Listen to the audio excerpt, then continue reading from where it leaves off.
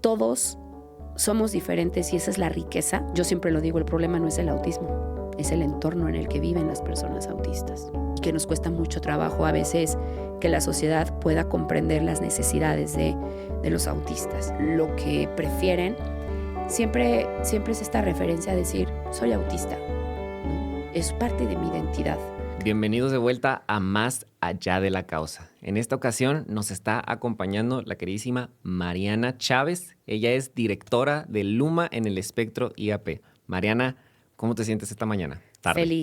Feliz de estar aquí contigo.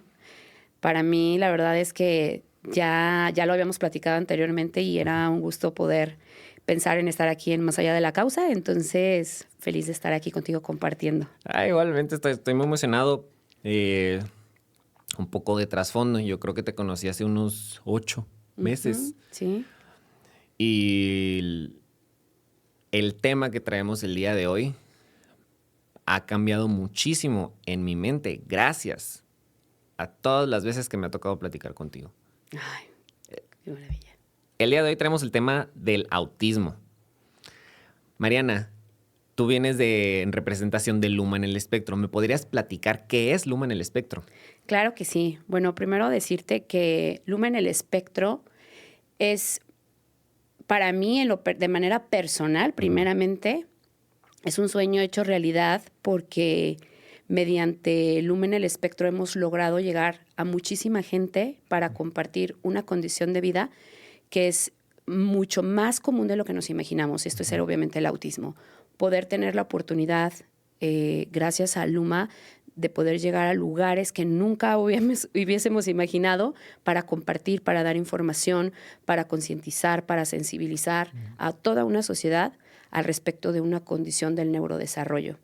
Es un sueño hecho realidad porque en algún momento dado, debes de saber también, y te lo comparto también para toda la audiencia en general, pues yo soy mamá de una niña autista. Okay. Y en algún momento cuando nosotros iniciábamos este camino y recibíamos diagnóstico, yo no tuve, vamos a decirlo así, un Luma que nos acompañara en ese proceso.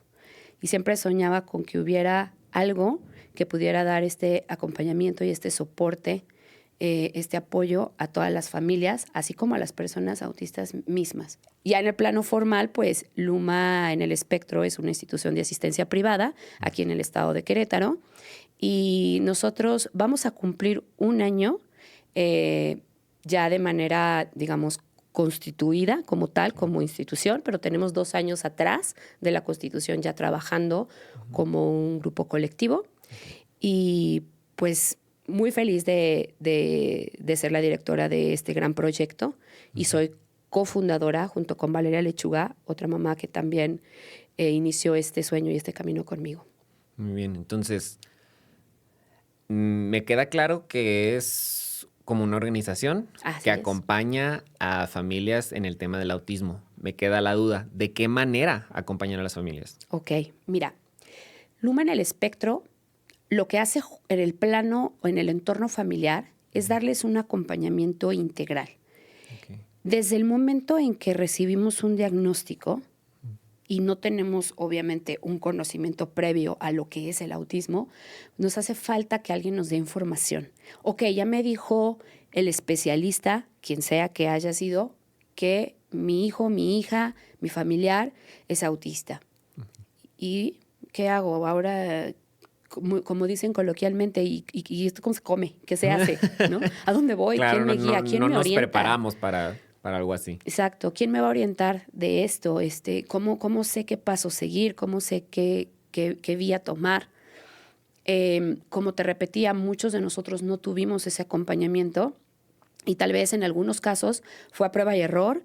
En otros casos tuvimos mucha suerte de llegar a lo mejor desde el primer momento a un buen lugar, a un buen acompañamiento de un especialista. Pero también falta esta parte de poder tener un grupo de apoyo que esté pasando por la misma situación que tú estás pasando como papá o como mamá. Primeramente hablando de cuando hablamos de los hijos, porque también hay diagnósticos de personas adultas y a esto se le llama diagnóstico tardío porque llega un diagnóstico en una etapa ya avanzada de edad, ¿no? Nosotros no solamente trabajamos con los papás y sus hijos, también trabajamos con adolescentes, trabajamos con adultos y se va ampliando obviamente nuestros servicios por lo mismo, ¿no? Está también la parte donde hacemos todo el tema de capacitación y de formaciones, porque un tema es la parte familiar, o sea, es un entorno. Luego tenemos la parte social, entonces hay que hacer mucha difusión de justo hablar de estos temas, de justo ir rompiendo mitos, de también ir quitando ciertos estigmas que tenemos al respecto del tema del autismo y otras neurodivergencias. Porque hay muchos mitos. Y también tenemos la parte del entorno escolar, que es tan importante porque también hay mucho que hacer para el beneficio y ir moldeando estos espacios para nuestras personas en nuestra comunidad autista. Entonces, Luma en el espectro, yo siempre cuando lo explico digo, imagínense como un árbol con muchas raíces, porque tenemos diferentes tipos de servicios que damos a la sociedad. No solamente nos hemos quedado a atender al papá y a la mamá y a su hijo, ¿no? Sino que hemos ido saliendo un poquito a donde tenemos que ir llegando para que de alguna manera ese acompañamiento familiar también se vea beneficiado en otros entornos de su vida, de esta familia, porque la familia al final de cuentas va a llevar el niño a la escuela, al final del día va a crecer y va a tener que buscar a lo mejor una manera pues sí, ¿no? De buscar recursos, en este caso la parte laboral, tan importante. Entonces, no podríamos solamente quedarnos como en un espacio, o bien tal vez podríamos, pero nos quedaríamos muy, muy cortas, ¿no? Y solamente nos limitaríamos a eso. Entonces, son muchas las cosas que hacemos dentro de Luma en el espectro, pero siempre es en la búsqueda de una mejor calidad de vida para las personas autistas. Y esto lo logran a través de una comunidad, ¿no? Como que el objetivo es forjar una comunidad donde existe el acompañamiento, donde existan las herramientas. O sea, justo me gusta ese lado y creo que ahí es. Creo que eso es clave, ¿no? Que el lado médico se debe de cubrir y se va a cubrir y están las herramientas y lo vamos a buscar. Está este otro lado social, ¿no? Que es lo que ustedes están buscando, ¿no? Fomentar, que los tabúes o que los mitos, como mencionas, que todo se desmitifique. Claro. Y podamos reunirnos, o bueno, en este caso pues, pueda reunirse una comunidad autista. Así es. ¿No? Estoy mal en decir autista en lugar de personas con autismo. No, para nada. De hecho, fíjate qué bueno que lo mencionas porque la narrativa es bien importante. Okay. Y aunque entendemos que mucha gente a veces se comunica de cierta manera y habla de una manera que es lo que tienen o es el conocimiento que tienen, yo siempre digo, yo no me tomo y eso se lo transmitimos a la comunidad, no nos tomamos las cosas personales porque eso a final de cuentas es información. Okay. De hecho, la información que yo hoy te regale, que yo hoy te comparta, que yo te diga hoy, pues ha sido obviamente a base de ir aprendiendo. Cuando yo recibí el diagnóstico de mi hija, pues yo no sabía nada de lo que hoy sé. O a lo mejor sabía un 0.1, o sea, nada. Que existía el concepto. Claro. ¿No? Y entonces he ido aprendiendo. Yo no espero que toda la gente allá afuera domine y sepa estos temas y te hable y te diga tal cual la comunidad autista espera. Okay. Yo creo que es un trabajo de ir informando. Entonces, de hecho, lo dijiste muy bien. A la comunidad autista que nos puede compartir, personas que se pueden expresar y que nos pueden decir por medio del habla lo que prefieren, siempre es esta referencia a decir, soy autista, ¿no? Es parte de mi identidad.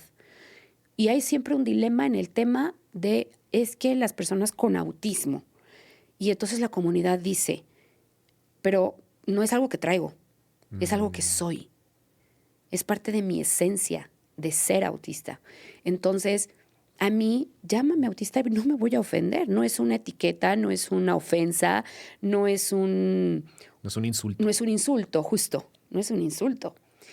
Entonces, por supuesto, persona autista o autista está perfecto. Yo incluso, honestamente, te voy a decir mi opinión muy personal. Para mí está más el decir persona, porque, hola, sí, no soy alien, soy persona. No, está como de más que me digas, ¿no? Persona. Claro. Pero, vamos, no es para nada tampoco malo y nadie se va a enojar porque digas persona autista.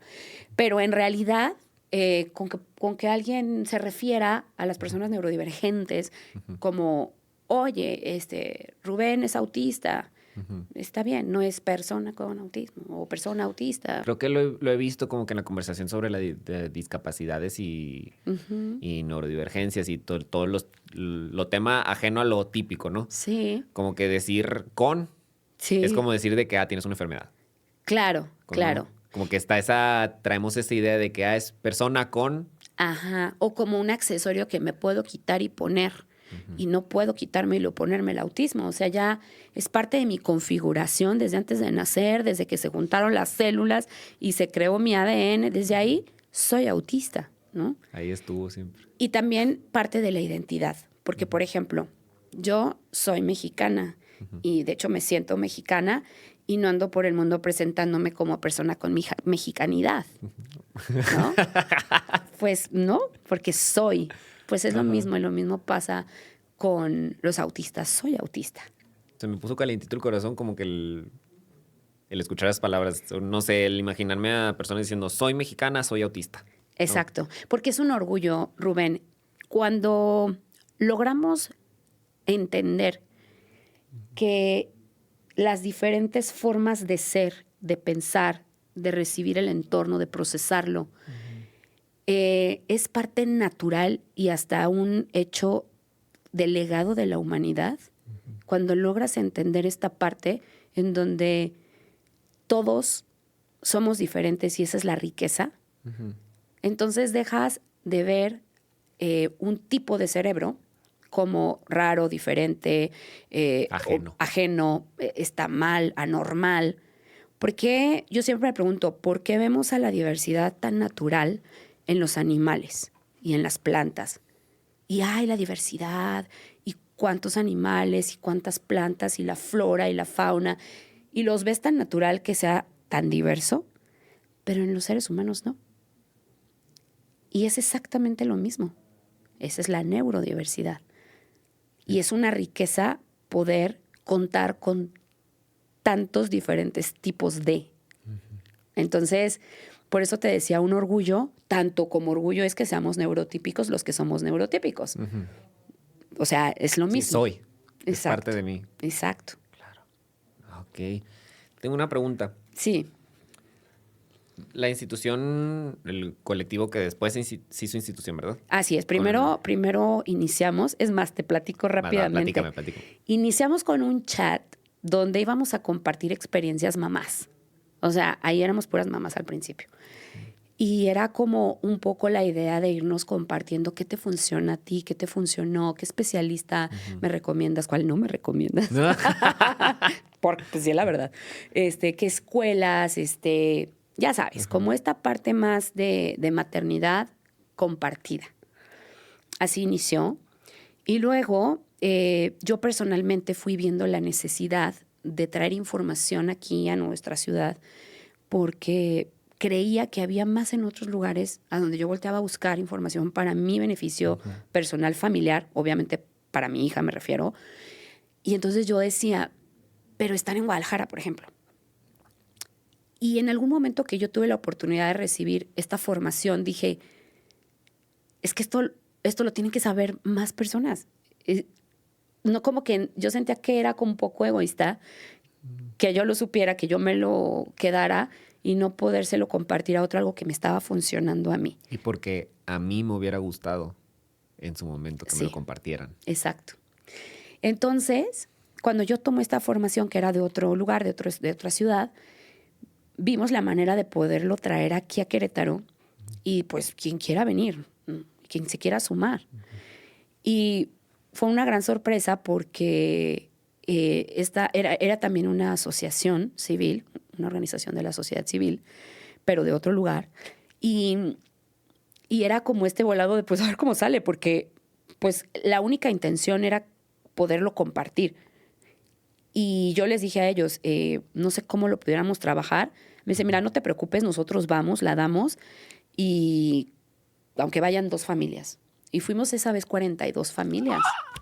Entonces yo dije, no, sí, la gente sí quiere saber, la gente sí está Es ávida. necesario esto. Sí, la gente está ávida de más conocimiento. Y todos me decían, hay que hacer otra. Y te apoyamos, o sea, como que yo veía que había mucha hambre de conocimiento. Entonces empezamos a traer a otra y luego a otra. Y luego, pues las cosas fueron como que tomando así su cauce hasta que nos dimos cuenta que este grupo de chat de nada más de mamás ya necesitaba como una dirección hacia dónde vamos, qué estamos haciendo. O sea, o nada más es así como, o damos otro paso. Y entonces ya fue cuando Valeria, que ya conoces, y yo platicamos un día después de uno de estos desayunos de mamás de este grupo. Nos quedamos al final y empezó a surgir la idea de formar algo un poco más formal. Y entonces el un poco más formal fue hacernos un colectivo. Pero todavía no nos pasaba por la mente como pues ya formalizar esto como una institución. O sea, era como un colectivo y que cada quien tenga un puesto dentro del colectivo, como una encomienda y así. Y así estuvimos muy poco rato, muy poco, yo creo que como un par de meses, porque tuvimos la oportunidad en su momento de conocer a alguien que nos dijo, ¿y por qué no piensan en hacer esto una institución? Y yo en lo personal fue como, claro, ¿por qué no? Estaría súper bien ya dar este paso como más adelante para poder así también hacer más por la comunidad. Y entonces, pues, ya hace un año nos constituimos ya como institución de asistencia privada y pues muy felices ya de pertenecer obviamente a este grupo de las organizaciones de la sociedad civil y estar haciendo lo que más nos gusta hacer, ¿no? Que es compartir, informar. Y te voy a decir algo que yo nunca voy a dejar de decir porque al final por eso surgió Luma. Y ahorita te voy a hablar un poquito de qué significa Luma también.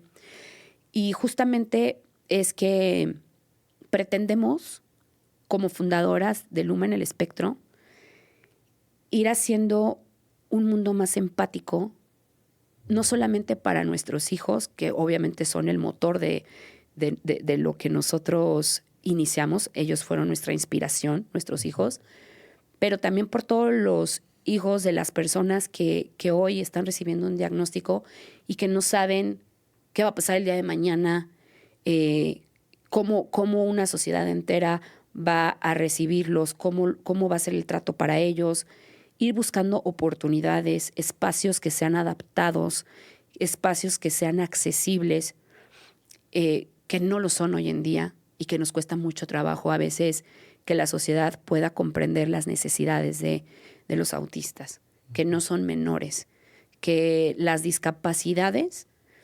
que no podemos ver a simple vista no significa que no presenten retos. Y todavía el primer reto con el que nos presentamos es justamente que la gente no se imagina que hay una necesidad porque a simple vista no lo noto. Entonces todavía tenemos ese, digamos, extra que tenemos que trabajar, que además de que tengo una discapacidad como autista y no se me nota, entre comillas, entonces imagínate la manera de poder recibir estos apoyos se vuelve más compleja, se vuelve más complicada. Es necesario visibilizarlo bien. Exactamente. Y bueno, por eso te decía que nosotras no dejamos de siempre recordar por qué iniciamos este movimiento, ¿no? Primero, en aquel momento, movimiento, luego, pues ya obviamente una institución. Y justamente es porque queremos dejar un mundo mejor, más adaptado y más accesible para todas las personas autistas. Y ahorita mencionaste por qué se llama Luma. Luma. ¿Por qué se llama Luma? Bueno, te platico esto. Estábamos ya platicando justamente Valeria y yo en este desayuno que te digo, la intención de hacer algo ya más formal, algo donde también tuviéramos más alcances para poder ayudar más, para poder buscar más apoyos. Y ya sabes que cuando empiezas un proyecto, ¿y cómo le ponemos, no? ¿Qué nombre se te ocurre? A ver, lluvia de Te ideas. emocionas, ¿no? Con... Sí, lluvia de ideas. Y entonces empezábamos a hablar así al aire, palabras, etcétera. Y me dice, Vale, algo así que nos inspire en este tema. Y le digo, oye, pues yo creo que no me vas a desmentir. La verdad es que nosotros, honestamente, sí iniciamos Luma pues por nuestros hijos, el tuyo y el mío. Valeria tiene un niño de la misma edad que mi hija. Y su hijo se llama Lucas y mi hija se llama Maya. Entonces yo le digo, pues para mí mayor inspiración que nuestros propios hijos, para mí no lo hay. O sea, porque si a lo mejor yo no hubiera recibido un diagnóstico de mi hija, tal vez yo no estaría haciendo hoy lo que estoy haciendo hoy. Lo más seguro es que no. Entonces, ¿cómo ves si mezclamos el nombre de tu hijo y la mía? Y entonces sería algo así como Luma. Y dijo, me encanta Luma. Y yo dije, va, Luma, me encanta. Y luego le agregamos en el espectro, puesto que los dos están en el espectro, ¿no? Los dos son parte del espectro autista. Y por eso es el nombre, Luma en el espectro. ¡Wow! Sí. No sé qué decir, pero es perfecto. De hecho, tú le preguntas a Maya, de 6 años, y a Lucas igual, qué es Luma, y te dice, Maya te dice, Lucas y Maya en el espectro. Soy autista. Te dice todo completo, porque ella ya obviamente desde los 4 años, ella se sabe autista. Lucas también. Y para ellos es un honor, es un orgullo, es entender que soy diferente, pero pues diferente no significa menos. Solo significa eso. Diferente. No, y creo que va a ser un súper honor para ellos conforme pasen los años y ellos crezcan y poder mirar atrás y decir de que sí, yo soy Maya de Luma. Sí, sí, sí. Yo soy Lucas de Luma. Sí, exacto. Y que ay, no, me encanta el branding, oye. O sea, porque Luma es literalmente luz en el espectro, porque la luz viene en un espectro, ¿no? Sí, sí, ándale, exacto. Ay, no, wow. Sí, así fue el nombre. Así es como llegamos a... El Luma en el espectro. Así es. Perdón, yo estudié en comunicación, entonces me emociona ese tipo de branding tan Y luego exquisito. muchos podrían, y nos han dicho, podrían pensar que, o sea, como que el nombre está más, o sea, como que tiene una explicación mucho más grande y así de, no, nada más son nuestros hijos. O sea, tampoco crees que nos quebramos tanto la cabeza. O sea, creo que dijimos como 3 ideas y cuando Vale me dice, mira, algo así que nos inspire. O sea, yo dije... Nuestros hijos. Pues no, yo no tengo otra mayor porque esto me inspiró a hacer esto. Yo no... Vamos, mi profesión soy abogada de profesión. O sea, nada que ver. Nada. Luego también, como yo viví un tiempo en el extranjero, yo viví un tiempo en Inglaterra, pues este cambio de residencia me obligó también de alguna manera a dejar unos años mi carrera, porque pues yo no podía ejercer la abogacía allá. Claro. Y fíjate cómo es la vida.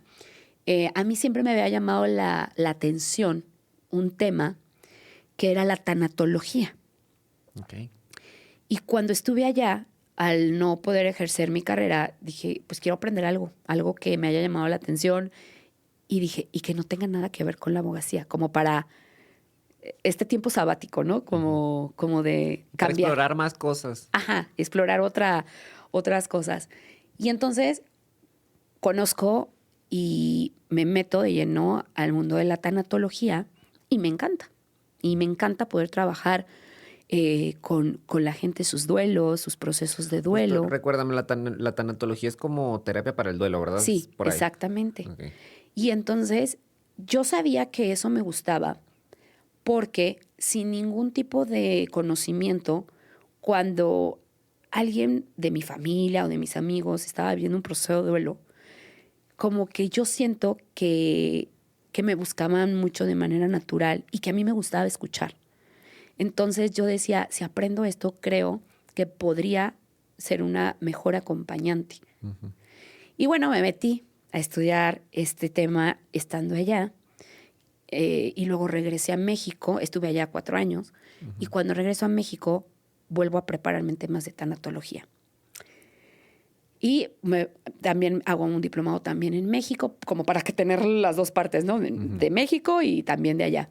Y entonces me empiezo a dedicar a eso, y ya no regreso a la abogacía. Me gustaba más. No. Nada. O sea, me dio herramientas, me sirve mucho todavía hoy al día a día ser abogada.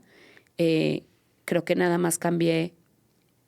Ahora abogo por otro tipo de intereses. Claro, o sea, te funcionó, pero ya sabes, la carrera, yo creo que yo siempre he sido fiel a que la carrera es lo único para lo que sirve. No porque sea poco, sino ese es el objetivo, es formar la manera en la que piensas. Exacto. Entonces, traes un perfil de abogada, literal, que ay, no me vas a decir que no te estás dedicando a eso. No, sí. O sea, no litigo, ya no litigo porque yo era abogado litigante, ya no litigo estos temas, digamos, jurídicos, pero sí abogo por otras causas. Al final de cuentas, sí.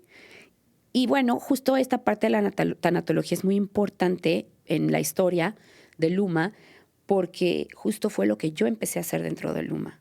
Empezar a recibir a familias en un proceso de duelo. De adaptación. Y como tal, un duelo. Porque mira, dentro de todo lo que vive una familia cuando recibe un diagnóstico, hay una pérdida. No como tal de su hijo física, porque bueno, aquí está mi hijo, pero es una pérdida de las expectativas que yo tenía de mi maternidad, de mi hijo mismo, de familia. Y entonces se viene como una avalancha de dudas y de preguntas de ¿y cómo va a ser? Y entonces ¿qué no va a ser? Y entonces se vienen obviamente muchísimas cosas que en ese momento pues no te esperas. Es como un balde de agua fría, ¿no? Pero es un proceso también. Y entonces, al final de cuentas, hay una pérdida de las expectativas porque yo pensaba que iba a ir por este camino y me lo cambiaron. Ahora es por este otro. Y tengo que aprender ahora a caminar en esta dirección. Y creo que lo más maravilloso de poder trabajar en tanatología con estas familias es enseñarles que el hecho de que ya no haya sido por el otro camino que te llevaba, vamos a decir hipotéticamente, a la playa, no significa que este otro camino que nos lleva hacia la montaña no pueda ser también maravilloso, disfrutable y que de alguna manera no perdamos el tiempo pensando nada más en aquel lugar al que ya no fui. Mejor descubre este otro, qué bonito puede ser también y qué maravilloso y lo que te tiene por dar. Y cuando nuestras familias se van dando cuenta de que aunque hay ¿cómo decirlo? Un speech, un discurso fatalista a veces en estos temas, no lo es así. Yo creo que todas las paternidades y maternidades son desafiantes. No importa si tu hijo tiene una condición del neurodesarrollo o no. Esto es general para las paternidades, para las maternidades. Pero, obviamente, en nuestros temas, pues lo que más nos discapacita es la falta de información, la falta de empatía de una sociedad. Yo siempre lo digo, el problema no es el autismo, es el entorno en el que viven las personas autistas. Y la desinformación en ella. Así es. Muy bien. Voy a aprovechar ese punto para cerrar de la siguiente manera. Vamos a hacer una pequeña dinámica de mitos y realidades. ¿Jalas? A ver, mito. Las personas autistas no pueden hablar. Realidad. Bueno, la realidad es que no todas las personas autistas tienen las mismas necesidades. Okay. Hay personas hablantes y personas no hablantes. Oye, es que mi hijo no puede ser autista porque sí habla. Eso no significa que no puede estar dentro del espectro autista. Muy bien. Mito. ¿Tu hijo es autista o tú eres autista? ¿Qué medicamentos tomas? ¿Realidad? El autismo per se, por autismo, no se medica porque no es una enfermedad. Pero existen coocurrencias que vienen acompañando muchas veces, y no en todos los casos, al autismo, que hay necesidad, evidentemente, de medicar, como cualquier persona que cuando tiene una condición médica se tiene que medicar. Mito. Justo un poquito con la anterior, el autismo es una enfermedad. ¿Y realidad? No es una enfermedad, es un neurotipo, un tipo de cerebro distinto, no por ello ni mejor ni peor, solo es un tipo de cerebro, no es una enfermedad, no hay nada que curar. Okay. Y yo tengo una duda ahí. ¿El autismo se considera discapacidad?